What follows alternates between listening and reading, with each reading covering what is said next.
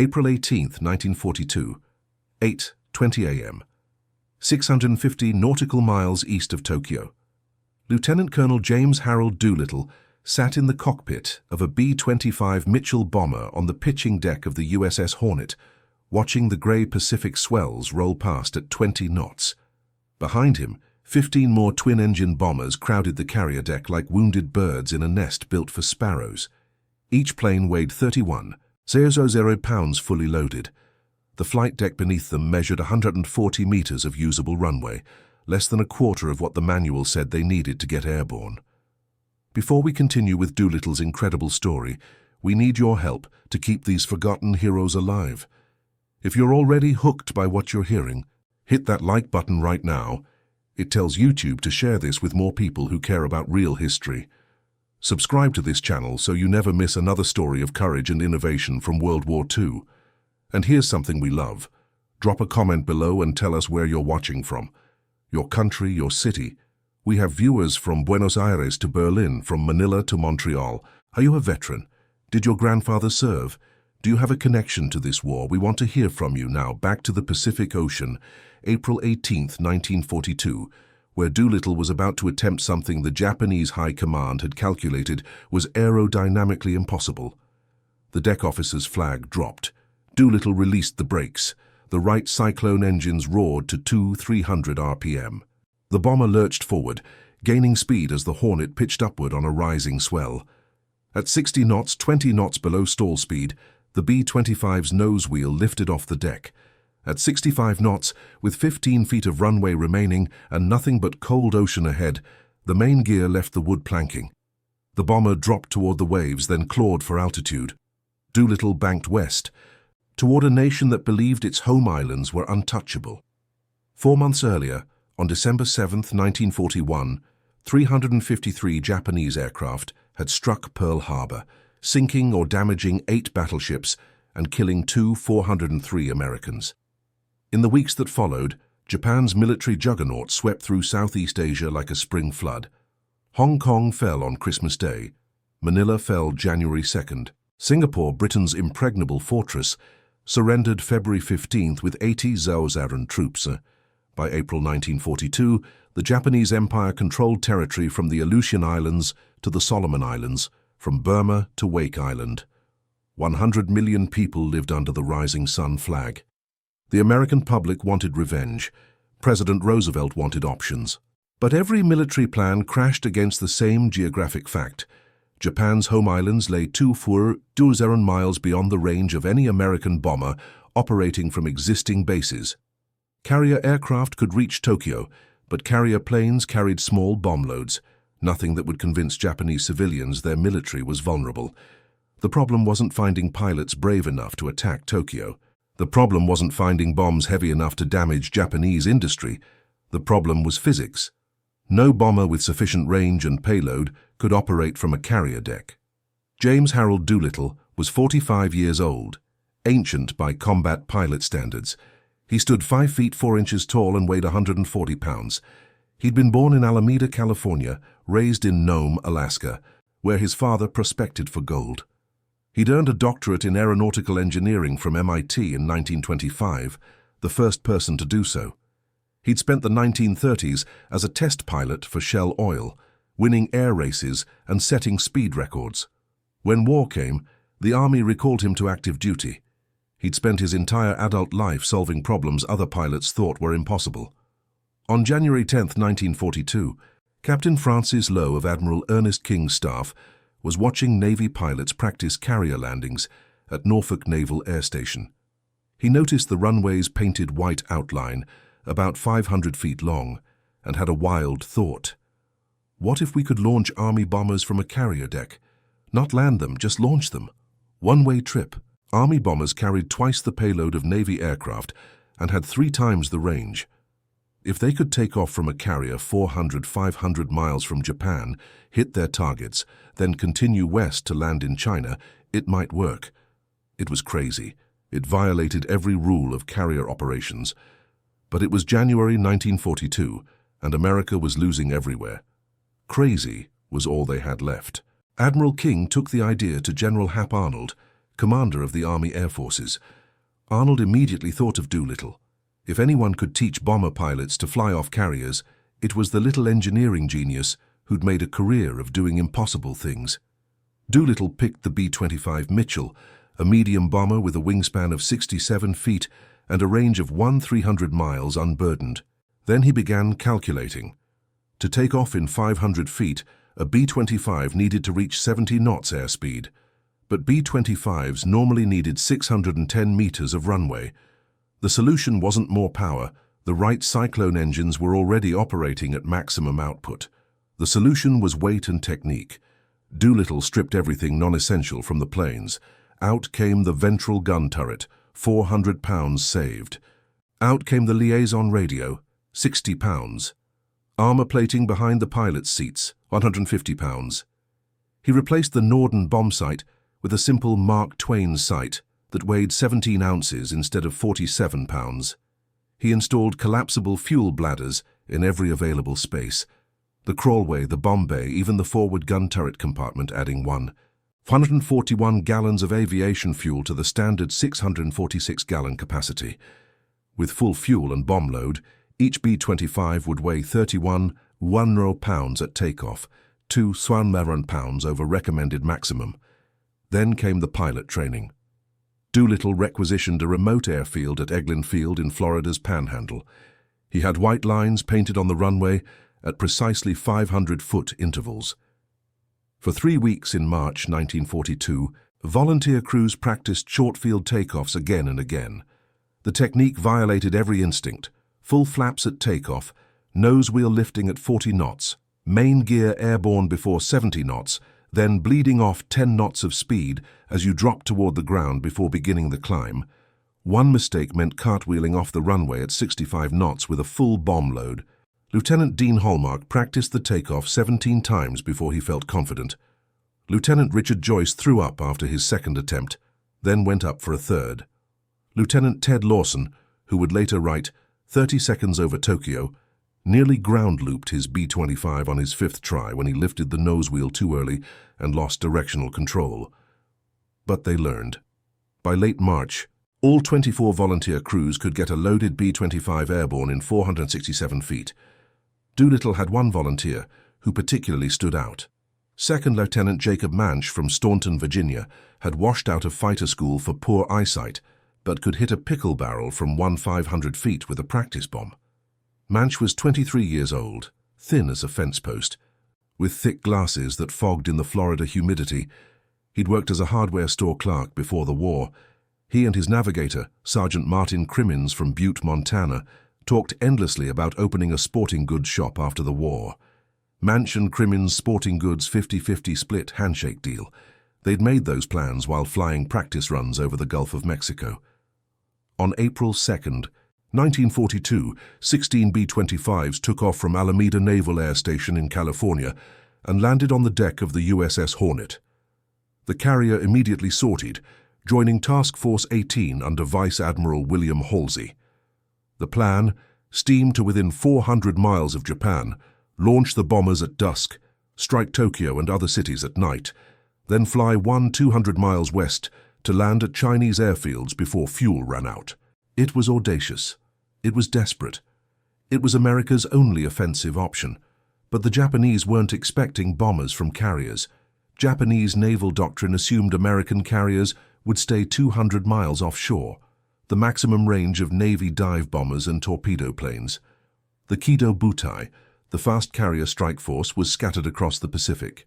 2 carriers were supporting operations in the Indian Ocean. 2 more were returning from raids on Australian bases. Japan's home islands had minimal fighter protection. Why waste resources guarding against an attack everyone knew was impossible? On April 18th, at 7:38 a.m., 650 miles from Tokyo, the Hornet's radar detected a Japanese patrol boat, the Nito Maru No. 23. The cruiser USS Nashville opened fire, sinking the patrol boat with its 3rd salvo. But the Nito Maru had radioed a warning before going down. Surprise was compromised. Halsey ordered immediate launch, 10 hours early, in broad daylight, 200 miles farther from Japan than planned. Doolittle's bomber rolled forward first, The deck crew had spotted his plane on the left side of the deck, wheels only 8 feet from the edge. When the flagman dropped his checkered flag, Doolittle pushed the throttles to the firewall. The B-25 shuddered, straining against the brakes. At 300 RPM, Doolittle released the brakes. The bomber accelerated down the pitching deck as the Hornet's bow rose on a swell. At the precise moment the deck pitched upward at maximum angle, Doolittle pulled back on the yoke. The nose wheel lifted. 3 seconds later, the main gear left the deck with only 10 feet of runway remaining. The B-25 dropped 8 feet toward the Pacific swells, then the right cyclone engines, each producing 700 horsepower, dragged the bomber into climbing flight. Behind him, 15 more B-25s launched at 15-minute intervals. Every crew made it off the deck. Lieutenant Travis Hoover, flying second, had only 5 feet of deck left when his main gear lifted off. Lieutenant Bob Gray, flying fifth, watched his co-pilot's face go white as ocean spray misted their windscreen before the plane climbed away. Every launch was a barely controlled crisis, but every launch succeeded. Then came Lieutenant Jacob Manch, flying 13th off the Hornet's deck. His B-25 carried 4 500-pound demolition bombs aimed at the Kawasaki truck factory in Yokohama. Manch had drawn a picture of the hardware store he planned to open, complete with fishing rods in the window display, and taped it to his instrument panel. His navigator Crimmins carried a list of inventory they'd need to order. Manch's takeoff looked perfect. The B-25 lifted off with 12 feet to spare, dropped toward the waves, then began climbing. But something was wrong. Black smoke poured from the right engine. Manch feathered the propeller, cutting power to prevent catastrophic failure. On one engine, with full fuel and bomb load, the B-25 couldn't maintain altitude. It descended slowly toward the Pacific. "Manch, you've got to ditch or turn back," the Hornet's radio operator transmitted. But Manch couldn't turn back. Even with 2 engines, B-25s couldn't land on carriers. And if he ditched, the Japanese patrol boats would capture him and his crew. Manch flew west on one engine, burning fuel to lighten the plane, coaxing every foot of altitude the right cyclone would give. For 40 minutes he nursed the crippled bomber toward Japan. Then the engine temperatures spiked beyond redline. Manch gave the order to bail out. 3 crewmen successfully parachuted. Manch stayed at the controls to hold the plane steady while they jumped. When the third man cleared the aircraft, Manch unbuckled, but the B-25 was already in a diving spiral. Sergeant Crimmins, who'd been thrown against the bulkhead during the dive, managed to pull the emergency escape handle. He tumbled out at 600 feet, his parachute deploying just before he hit the water. Japanese patrol boats fished Crimmins and 2 other crewmen from the ocean. They never found Manch. His body washed ashore 3 weeks later near Chiba Prefecture. The picture of the sporting goods store was still in his flight suit pocket, ink smeared by seawater but recognizable. The 15 surviving B-25s flew west at 200 feet, below Japanese radar coverage. They reached the Japanese coast at 12:15 p.m., lunchtime. Air raid sirens were silent. Children played in schoolyards. Factory workers ate rice balls in the spring sunshine. 4 months after Pearl Harbor, Japan still believed its home islands were invulnerable. Doolittle's B-25 reached Tokyo at 12:30 p.m. He climbed to 500 feet and opened his bomb bay. 4 500-pound incendiary bombs tumbled out, striking an industrial area in Koto Ward. Black smoke rose into the afternoon sky. Japanese radio stations went silent mid-broadcast, then came back on with confused emergency warnings. By the time air raid sirens began wailing, Doolittle was already 30 miles west of the city. The other bombers spread across Japan's industrial heartland. Lieutenant Hoover hit the Ogura oil refinery in Kawasaki. Lieutenant Brick Holstrom struck the Special Steel Company in Yokosuka. Lieutenant Dick Joyce bombed the Yokosuka Naval Arsenal. Lieutenant Bob Gray's incendiaries started fires visible for 90 miles across the Kasai and Fukuzumi districts of Tokyo. Lieutenant Ted Lawson hit the Nippon Steel Foundry. One by one, 16 impossible medium bombers struck targets.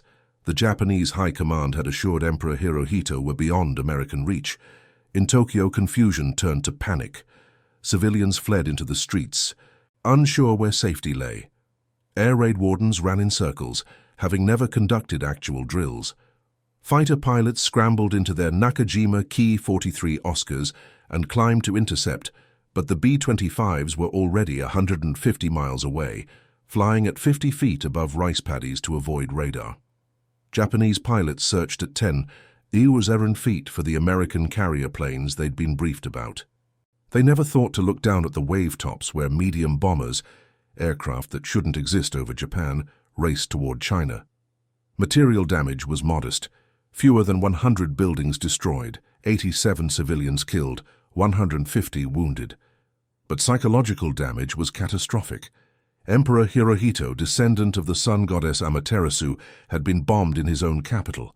The military's promise of absolute protection had been exposed as a lie.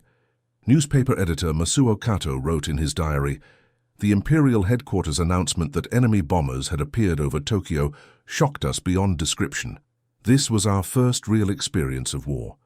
In Washington, the news electrified American morale. Newspaper headlines screamed, "Tokyo bombed." President Roosevelt, asked at a press conference where the bombers had come from, grinned and said, "Shangri-La, the mythical hidden valley from the novel Lost Horizon." But the bombers still faced their greatest challenge, reaching China before their fuel ran out. The extra 200 miles from the early launch, combined with headwinds over Japan, meant most planes would run dry before reaching their designated airfields. Doolittle's B-25 flew through deteriorating weather. Rain lashed the windscreen. Visibility dropped to 400 yards. At 9:20 p.m., 13 hours and 400 miles after launching from the Hornet, Doolittle's engines sputtered. The fuel gauges read empty. Below, he could see mountainous terrain shrouded in rain clouds. He couldn't find the Chinese airfield. He gave the order to bail out. All 5 crewmen successfully parachuted into the darkness over Zhejiang province. Doolittle landed in a rice paddy, convinced the mission was a failure.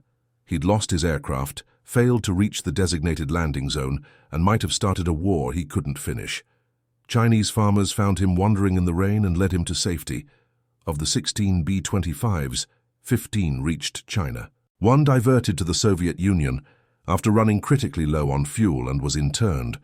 Of the 80 airmen who launched from the Hornet, 69 survived.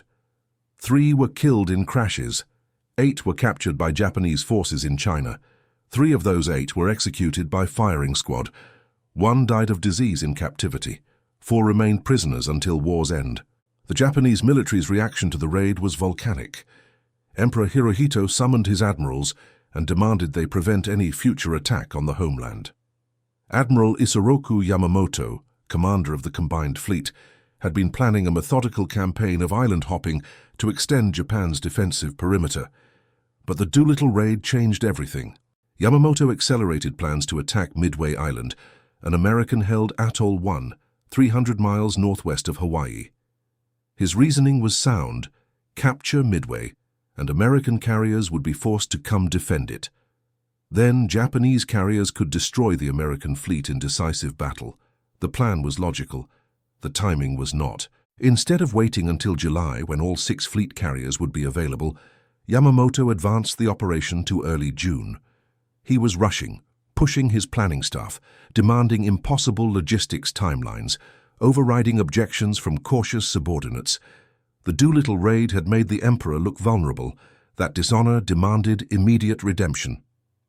On June 4, 1942, 6 weeks after Doolittle's raid, 4 Japanese carriers approached Midway: Akagi, Kaga, Soryu, and Hiryu. American codebreakers had learned about the operation. 3 American carriers, Enterprise, Hornet, and Yorktown, lay in ambush northeast of Midway. The battle lasted 1 day. American dive bombers caught 3 Japanese carriers with their decks crowded with armed and fueled aircraft. In 5 minutes, Akagi, Kaga, and Soryu were burning wrecks. Hiryu launched a counterattack that crippled Yorktown, but American planes found Hiryu that afternoon and sent her to the bottom. Japan lost 4 fleet carriers, 248 aircraft, and 3 O-57 men, including many of the irreplaceable veteran pilots who'd attacked Pearl Harbor. The Imperial Japanese Navy never recovered from Midway. The Battle of Midway, precipitated by Yamamoto's rush to restore Japanese prestige after the Doolittle raid, changed the entire trajectory of the Pacific War. But James Doolittle knew none of this in April 1942. He spent 2 weeks making his way through Japanese-occupied China to Chongqing, certain he'd be court-martialed for losing 16 bombers. Instead, he received the Medal of Honor from President Roosevelt and was promoted 2 grades to Brigadier General, skipping the rank of Colonel entirely. Roosevelt told him, "You have given America a much-needed boost in morale." Doolittle never took credit. When reporters asked him about his feat, he redirected to his crews. When historians asked him about the raid's strategic impact, he deflected. "We didn't sink any ships," he said in a 1952 interview. "We didn't destroy any factories, we just scared them." But the Japanese hadn't just been scared, they'd been humiliated. And in responding to that humiliation with rushed aggression at Midway, they'd lost their offensive capability. The insignificant raid that did minimal damage had triggered a cascade of strategic decisions that cost Japan 4 carriers and the initiative in the Pacific. After the war, Doolittle returned to civilian life. He rejoined Shell Oil as vice president, traveling the world to inspect refineries and negotiate contracts. He lived in a modest home in Carmel, California. He drove a Ford station wagon. He played golf on Saturdays and attended church on Sundays. Neighbors knew him as the quiet executive who trimmed his own hedges. He maintained close contact with his surviving raiders. Every year in April, they gathered for a reunion. They'd drink a toast from silver goblets engraved with their names, a set commissioned in 1946. 2 bottles of cognac from 1896, the year Doolittle was born, sat in a locked case. The pact was simple. When only 2 raiders remained alive, they would open the bottles and drink to their fallen comrades. Doolittle died on September 27, 1993, at age 96, of stroke and heart failure in Pebble Beach, California. His obituary in the Los Angeles Times mentioned his MIT doctorate and his work with Shell Oil. It devoted 3 sentences to the Tokyo raid. Most readers under 50 had never heard of it. The silver goblets remain at the National Museum of the United States Air Force in Dayton, Ohio. The cognac bottles sit beside them, dusty and unopened. In April 2013, the 4 surviving raiders, all in their 90s, held their final reunion. Staff Sergeant David Thatcher, Lieutenant Colonel Richard Cole, Lieutenant Colonel Edward Saylor, and Master Sergeant Robert Height gathered in Fort Walton Beach, Florida.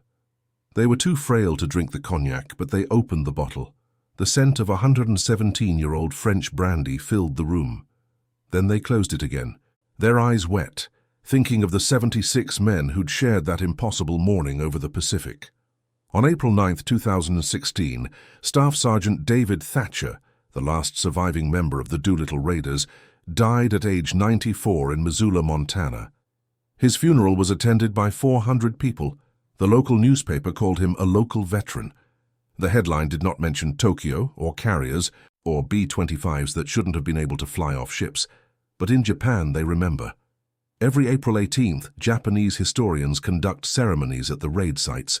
They've erected small memorials at bomb impact points in Tokyo, Yokohama, Kobe, and Nagoya. The inscriptions are simple. On this spot, April 18, 1942, war reached the Japanese homeland. No anger. Just acknowledgement that on a spring Saturday in 1942, 80 Americans did something the entire Japanese High Command had calculated was impossible. And in doing the impossible, they changed a war. If this story moved you, if you're amazed by how 80 men in 16 overloaded bombers altered the strategic calculus of an entire empire, hit that like button right now. Subscribe to this channel so these stories don't disappear into history. And drop a comment below. Where are you watching from? Did you know about the Doolittle raid before today? Did your grandfather serve in the Pacific? We have viewers from San Diego to Singapore who keep these memories alive. Jacob Manch, 23 years old, dreaming of a sporting goods store in Virginia, never made it home. But his sacrifice and the impossible raid he died attempting helped ensure that millions of others did. Thank you for keeping their memory alive. The news of the raid reached Washington through fragments and static. At 1:47 p.m. Eastern Time on April 18th, Navy radio men at Pearl Harbor intercepted garbled Japanese military transmissions reporting enemy bombers over Tokyo. At first, Intelligence officers dismissed it as a mistranslation or Japanese propaganda designed to justify increased military spending, but the transmissions continued, growing more frantic. By 3:00 p.m., Admiral Chester Nimitz confirmed what seemed impossible. American aircraft had bombed Japan. In the White House map room, President Roosevelt absorbed the preliminary reports with his cabinet. Secretary of War Henry Stimson's hands shook as he read the decoded messages. "Mr. President," he said, his voice catching, "they actually did it. Doolittle got them off the carrier." Roosevelt leaned back in his wheelchair, lit a Camel cigarette, and allowed himself a rare smile. For 4 months, every briefing had been a catalogue of defeats. Wake Island lost, Bataan falling. Singapore surrendered. The American public was demoralized, angry, demanding action. Now, finally, he had something to tell them. The press conference on April 20th, 1942, packed the White House briefing room beyond capacity. Reporters stood 3 deep against the walls. Newsreel cameras from Paramount, Universal, and Movietone occupied every angle. Roosevelt entered at 4:15 p.m., cigarette holder jutting at his trademark angle, a mischievous glint in his eye that reporters hadn't seen since before Pearl Harbor. "Gentlemen," Roosevelt began, "I can confirm that yesterday, American forces conducted successful bombing operations against military targets in Tokyo, Yokohama, Kobe, and Nagoya." The room erupted. Reporters shouted questions simultaneously. Roosevelt raised his hand for quiet. Now, I know you'll want to know where these bombers came from." He paused for effect, timing honed by years of radio fireside chats. "I can only tell you, they came from Shangri-La." The room exploded with laughter and applause. Shangri-La, the hidden Himalayan paradise from James Hilton's 1933 novel Lost Horizon, impossible to find, protected by mountains and mystery. It was perfect. The Japanese would waste resources searching for a secret base that existed only in Roosevelt's imagination. The American public would eat up the romance of it. And the actual method, B-25s launched from a carrier deck, would remain classified, allowing the Navy to potentially repeat the operation. Front pages across America ran the story with 72-point headlines, "Tokyo bombed." The New York Times devoted its entire front page to the raid.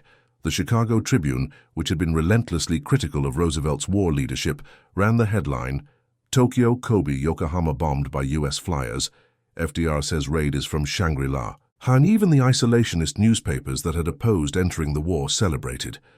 For one day in April 1942, America was unified.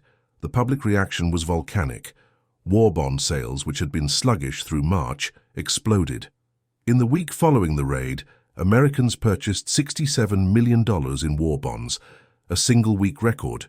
Recruiting stations saw lines stretching around city blocks. In Chicago, 340 men lined up outside the Army Air Force's recruiting office before it opened at 8:00 a.m. on April 21st. In Los Angeles, the line was 600 men long. Recruiters reported that nearly every volunteer mentioned Tokyo or Doolittle when asked why they were enlisting. Factory production, already high, accelerated. Boeing's Seattle plant producing B-17 bombers added a 3rd shift. Workers volunteered for unpaid overtime. Absenteeism, which had been running at 4.7% in defense plants nationwide, dropped to 8% in the 2 weeks after the raid. At the Willow Run plant in Michigan, where Ford was building B-24 bombers, production line supervisor Walter Novak reported that workers spontaneously began singing "God Bless America" on the assembly floor when news of the raid came over the public address system. Production that day exceeded quota by 23%. But behind the celebration, Doolittle sat in a Chinese farmhouse in Hunan province, certain his career was over. He'd lost all 16 bombers, $4, $2 million in aircraft, not counting the bombs, fuel, and specialized equipment. He'd lost 3 men killed in crashes and ditching. 8 more were missing, probably captured. The mission had been a navigational disaster. Not one plane reached its designated airfield. By every objective military measure, it was a failure. On April 28, 1942, 10 days after the raid, Doolittle finally reached American lines in Chongqing, traveling by ox cart, riverboat, and foot through Japanese-occupied territory. He immediately requested a radio connection to Washington to file his after-action report and resignation.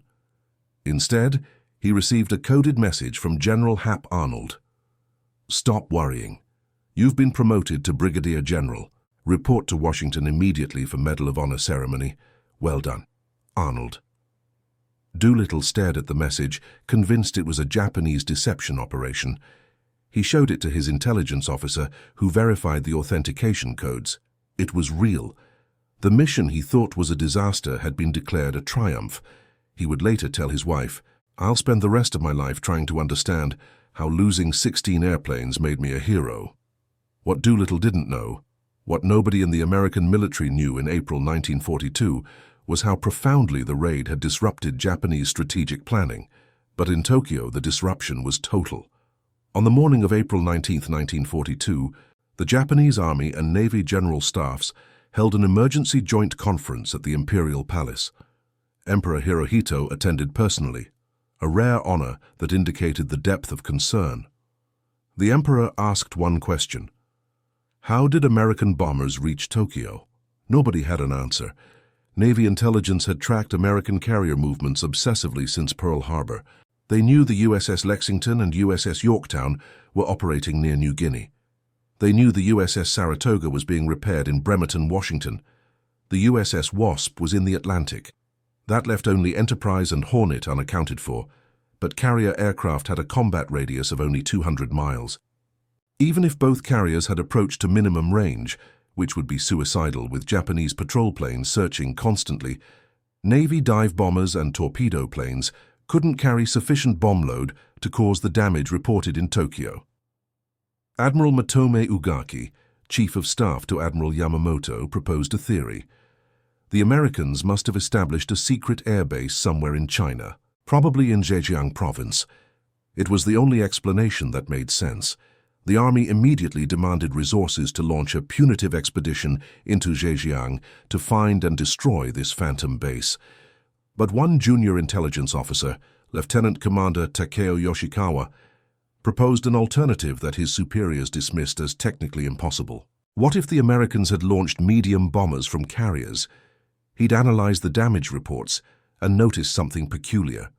The bomb craters suggested 500-pound ordnance, far heavier than carrier aircraft could deliver, and the attack pattern, scattered across multiple cities simultaneously, indicated aircraft with the range to loiter and select targets, not carrier planes operating at extreme range with minimal fuel reserves.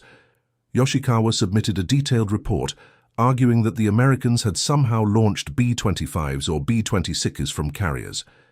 His commanding officer filed it without reading it. 2 weeks later, after Japanese intelligence captured a Chinese civilian who'd witnessed the B-25 ditching near Kuzhou, Yoshikawa's report was retrieved and rushed to Admiral Ugaki. The implications were staggering. If Americans could launch medium bombers from carriers, then Japanese home islands were vulnerable at any time American carriers operated within 600 miles of Japan. The defensive perimeter, which Japanese strategists had assumed extended only 200 miles from their coastline, had just tripled. Defending that expanded perimeter would require dispersing Japan's fighter forces across dozens of airfields, diluting their strength everywhere. Admiral Yamamoto called an emergency staff conference on May 2, 1942. His solution was characteristically aggressive: attack Midway Island, the westernmost American position in the Central Pacific. Capture Midway, and the Americans would be forced to sortie their carriers to defend or retake it. Then the combined fleet, with its 6 fleet carriers and dozens of escort vessels, could destroy the American carrier force in decisive battle, eliminate the American carriers, and there would be no platform from which to launch raids against Japan. The plan was sound in conception, but rushed in execution. Yamamoto had originally scheduled the Midway operation for late July, allowing time for meticulous planning and reconnaissance. But the Doolittle raid changed the timeline. Yamamoto accelerated the operation to early June, just 6 weeks away. His staff protested. Intelligence on American dispositions was incomplete. 2 fleet carriers, Shokaku and Zuikaku, had been damaged in the Battle of the Coral Sea and wouldn't be available. Logistics chains weren't established, but Yamamoto overruled every objection. The Emperor demanded action. Speed was more important than preparation. That decision, to rush Midway by 2 months, would cost Japan the war. Meanwhile, 700 miles away, American codebreakers at Station Hypo in Pearl Harbor had detected something unusual in Japanese naval communications. Starting in late April, the volume of encrypted messages between Tokyo and the combined fleet headquarters in Hiroshima had quintupled. Commander Joseph Rochefort, chief cryptanalyst at Hypo, noticed repeated references to an objective designated AF. By mid-May, his team had decoded enough fragments to determine that AF was an island, that the operation was scheduled for early June, and that it would involve the majority of Japan's carrier force. But which island was AF? Japanese codes used geographic designators to conceal actual locations. AF could be Midway, Johnston Island, Fiji, or even Hawaii itself. Rochefort suspected Midway, but he needed confirmation. He devised a deception operation. He had Midway's garrison send an uncoded radio message reporting that their desalination plant had broken down and fresh water was scarce. 2 days later, Station Hypo intercepted a Japanese message stating, "AF is short of fresh water." Admiral Nimitz now knew exactly where, when, and in what strength the Japanese would attack. He positioned all 3 available American carriers, Enterprise, Hornet, and the rapidly repaired Yorktown, northeast of Midway in ambush positions. When Japanese carriers launched their strike against Midway on June 4th, they had no idea 3 American carriers were within striking distance. The Battle of Midway lasted approximately 24 hours. At 10:22 a.m. on June 4th, American dive bombers from Enterprise caught the Japanese carrier Akagi with its flight deck, crowded with armed and fueled aircraft preparing for a second strike. 3 bombs hit Akagi in rapid succession, detonating aviation fuel and armed ordnance. The carrier was engulfed in flames within minutes. At 10:26 a.m., dive bombers from Yorktown struck Soryu with 3 bombs. At 10:27 a.m., Enterprise's bombers hit Kaga with 4 bombs. 3 fleet carriers, each carrying 60-70 aircraft, were burning wrecks in 5 minutes. The 4th carrier, Hiryu, escaped the initial attack and launched a counter-strike that crippled Yorktown. But American scout planes found Hiryu at 5:00 p.m., and dive bombers from Enterprise sent her to the bottom. In 1 day, Japan lost 4 fleet carriers, 48 aircraft, and 3 257 men. The Imperial Japanese Navy's offensive capability was shattered. Historians have debated Midway's causes for decades. Most focus on American code-breaking, on luck, on the precise timing of American dive bombers arriving at the perfect moment. But the underlying cause, the reason Yamamoto rushed the operation before he was ready, traces directly back to 80 Americans in 16 bombers over Tokyo on April 18, 1942. The Doolittle raid killed 87 Japanese civilians. It damaged fewer than 100 buildings. Material impact was negligible, but it humiliated an empire that had staked its legitimacy on protecting the emperor's person. And in responding to that humiliation with aggressive haste at Midway, Japan lost the war. Doolittle never saw it that way. In 1964, a historian asked him directly, "Do you believe the Tokyo raid caused Japan to accelerate the Midway operation?" Doolittle paused for 30 seconds, an eternity in an interview, then said, "I've read the Japanese staff reports. They mention the raid as a factor. But I think Yamamoto would have attacked Midway eventually. We just irritated them into hurrying." He wouldn't take credit for changing history. He maintained until his death that his greatest contribution to the war effort came later, commanding the 8th Air Force in Europe, not in the 5 hours he spent over Japan, but Admiral Ugaki, in his diary entry for June 5, 1942, the day after Midway, wrote something that historians wouldn't discover until the 1950s, when his papers were declassified. "The attack on the homeland forced our hand. We were not prepared for Midway. We advanced the operation to restore national honor after the humiliation of April 18th. The Emperor demanded swift retribution. We gave him haste instead of victory. 80 men in 16 bombers had humiliated an empire. In responding to that humiliation, The empire destroyed itself. The raid's consequences echoed far beyond Midway. In China, Japan's response to the Doolittle raid was savage and methodical.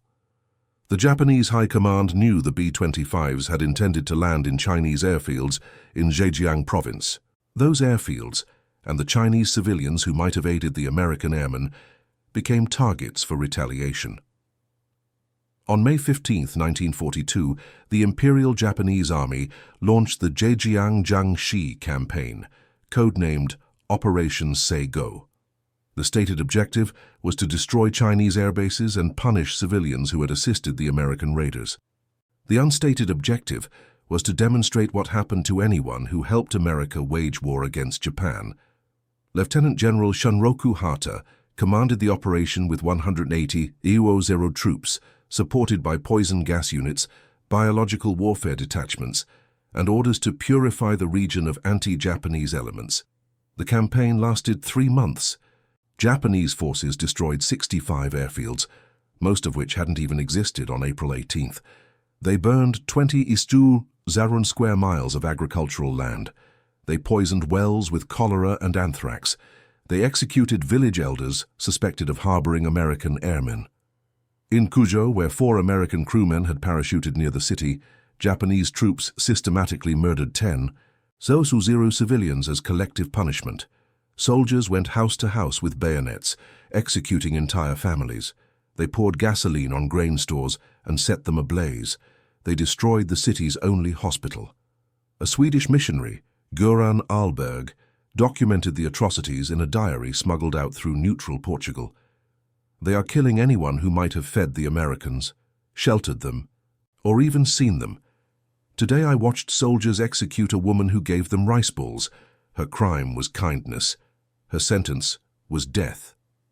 In Nancheng, Japanese units deployed biological weapons, cholera and typhoid, into the water supply. Within 2 weeks, 200 civilians died of waterborne diseases.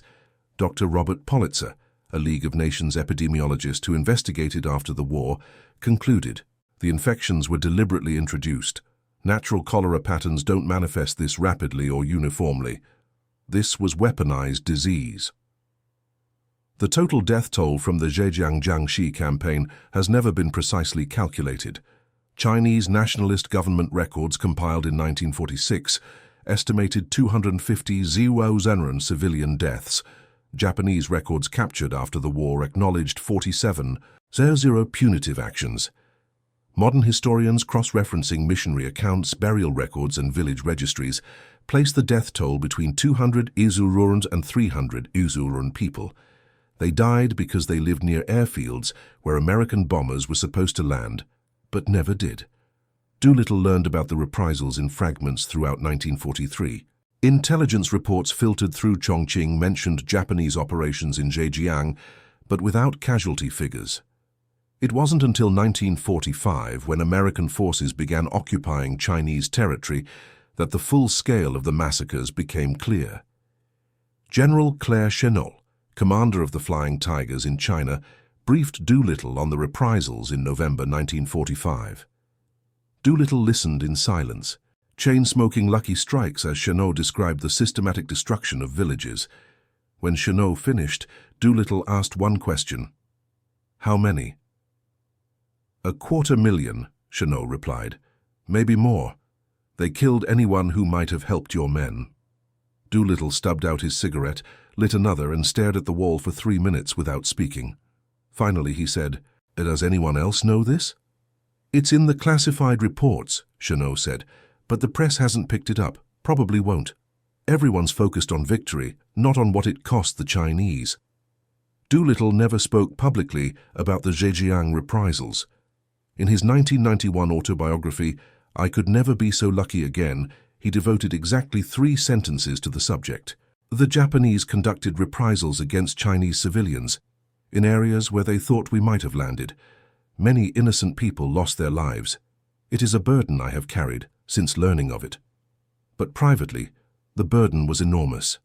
Doolittle's secretary, Eileen Hawthorne, later told historians that he kept a folder in his desk drawer labeled China, 1942.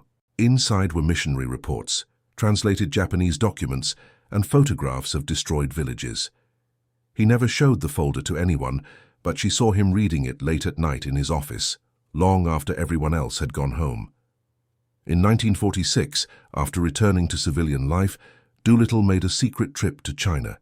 He told Shell Oil executives it was to inspect refinery sites.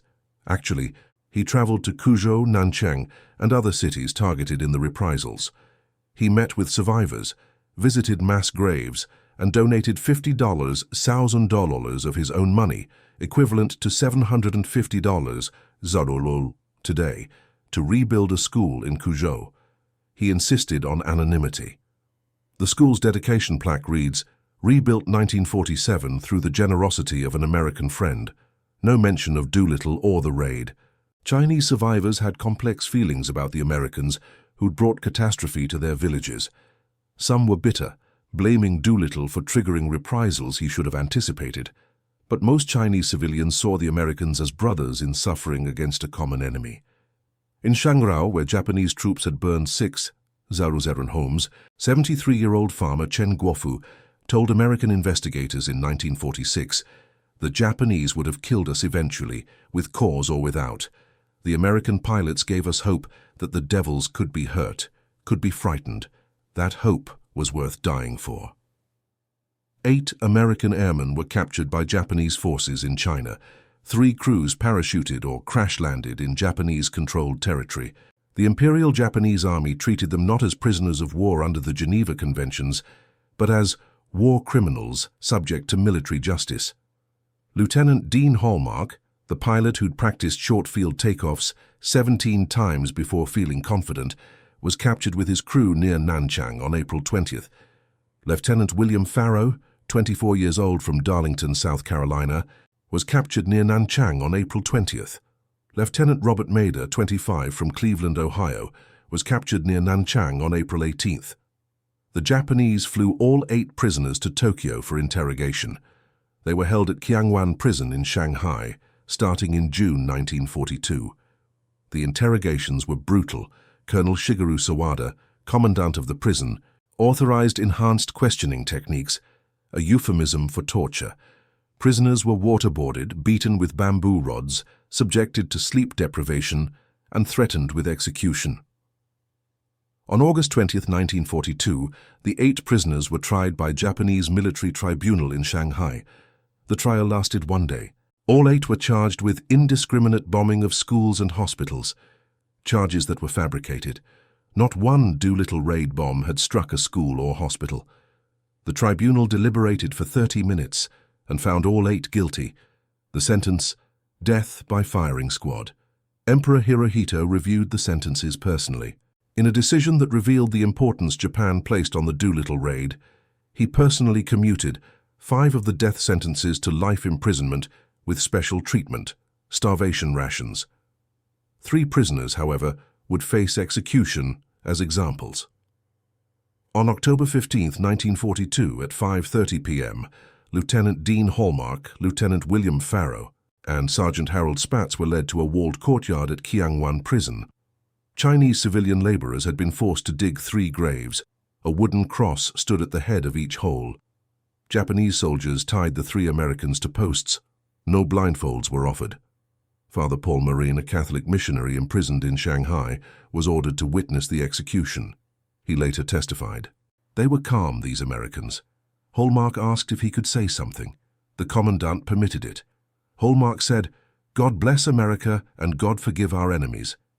Then the firing squad, 9 soldiers, took position at 20 paces. The officer gave the command. They fired in unison. It was over. Dean Hallmark was 24 years old. He'd promised his mother he'd be home for Christmas 1942. William Farrow was 24. Harold Spatz was 21, the youngest Doolittle raider. They were buried in unmarked graves. The Japanese filed reports claiming they'd died of natural causes. The 5 survivors remained imprisoned in Qiangwan through 1942 and 1943. Their daily ration was 850 calories, less than half the minimum needed for survival. Lieutenant Robert Mader, the pilot from Cleveland, died of malnutrition and dysentery on December 1, 1943. He weighed 97 pounds at death. His captors buried him in the prison yard without marking the grave. The 4 surviving prisoners, Lieutenant Robert Hite, Lieutenant George Barr, Corporal Jacob DeShazer, and Corporal Chase Nielsen, remained at Kiangwan until August 1945. They were force-marched to Fengtai prison camp near Beijing, where they were liberated by American paratroopers on August 20, 1945, exactly 3 years after their death sentences were pronounced. All 4 survivors weighed less than 120 pounds. Lieutenant George Barr was nearly catatonic from abuse and malnutrition. Corporal DeShazer was missing 4 teeth, knocked out during interrogations. When their liberators asked them to identify themselves, Corporal Nielsen said, "Doolittle Raiders, Tokyo, April 18, 1942. Then he collapsed. After the war, Colonel Sawada and 4 Japanese officers were tried for war crimes for their treatment of the Doolittle Raiders. The trials were held in Shanghai in March 1946. Survivors testified about beatings, starvation, and the executions of Hallmark, Farrow, and Spatz. Chinese witnesses described being forced to dig graves and witness the firing squad. The tribunal found all 5 defendants guilty. Colonel Sawada and 2 subordinates were sentenced to death by hanging. 2 others received lengthy prison sentences. On April 29, 1947, Sawada was executed at Sugamo Prison in Tokyo. His final statement was defiant. "We treated the Americans as they deserved, as criminals who bombed civilians. Japan did nothing wrong." The graves of Hallmark, Farrow, and Spatz were located in 1946 by American graves registration teams. Their remains were exhumed, identified through dental records, and repatriated to the United States. All 3 are buried in Arlington National Cemetery in Section 12, beside other veterans of the Pacific War. Their headstones are simple white marble, standard military issue. Only the dates tell the story. Died October 15, 1942, Shanghai, China. Robert Maida's grave took longer to find. The Japanese had buried him without markers in the prison yard. Chinese laborers who'd worked at Kiangwan guided American investigators to the approximate location in 1947. Excavation teams found skeletal remains at the 3rd site they tested. Dental records confirmed the identification. Maida was reburied at Arlington on August 13, 1948, beside his fellow raiders. The 4 survivors tried to rebuild their lives. Lieutenant Robert Hite returned to Odessa, Texas, married his high school sweetheart, and worked as an oil wildcatter. He rarely spoke about his captivity. When asked, he'd say, "3 years in a Japanese prison taught me that every day of freedom is a gift." Lieutenant George Barr suffered from post-traumatic stress for decades. He was hospitalized twice for nervous exhaustion and struggled with alcoholism. In 1955, he told a Veterans Administration psychiatrist, "Every night I'm back in that cell. Every night I hear the rifles firing. I watch my friends die and I can't do anything." He died in 1967, age 50, of cirrhosis. His widow said the Japanese had killed him. It just took 22 extra years. Corporal Jacob DeShazer's captivity transformed him. In prison, he'd received a Bible, a single copy rotated among POWs, each prisoner allowed to keep it for 3 weeks. DeShazer read it cover to cover, then read it again. After liberation, he enrolled at Seattle Pacific University, earned a theology degree, and became a missionary. In 1948, he returned to Japan to preach forgiveness and reconciliation. He spent 30 years there, establishing churches and schools. He met Colonel Sawada's widow and publicly forgave her husband. "Revenge, weepy," he said in a 1962 sermon, "would honor my captor's cruelty. Forgiveness honors my Savior's grace." Corporal Chase Nielsen returned to Utah, became a successful cattle rancher, and served in the state legislature for 16 years. He attended every Doolittle Raiders reunion until his death in 2007. He was 87 years old, one of the last 5 surviving raiders. His funeral eulogy included a line from his liberation testimony. "We were Doolittle Raiders. They tried to break us, but we never forgot who we were." The suffering of the captured raiders and the Chinese civilians massacred in reprisals cast a shadow over the Doolittle Raid's legacy. Military historians still debate whether the raid's psychological benefits justified its human cost. The calculus is brutal. 87 Japanese civilians killed by American bombs, between 200 and 300 Chinese civilians killed in reprisals, 3 American airmen executed, and 1 more dead from starvation, all to deliver 16 tons of bombs that caused minimal material damage. But the calculus changes when you factor in Midway. 4 Japanese fleet carriers sunk, 3 Ro-57 Japanese sailors killed, Japan's offensive capability shattered, the war's momentum reversed, all because Admiral Yamamoto rushed an operation he wasn't prepared for, because Emperor Hirohito demanded swift retaliation for the humiliation of April 18, 1942. Doolittle never resolved this moral equation. In his final interview before his death in 1993, a historian asked him, "Knowing what you know now about the reprisals and the captured raiders, would you still volunteer for the mission?" Doolittle, 96 years old and dying, thought for a long time. "That's the question I've asked myself for 50 years, he said. "Every time I think I have an answer, I remember another face, Hallmark saying goodbye before we launched, or a Chinese farmer showing me where his village used to be. But I also remember Midway. I remember that we won the war, and that millions of people are alive because we won. So yes, I'd volunteer again, but I'd never call myself a hero for doing it. Thank you for keeping their memory alive.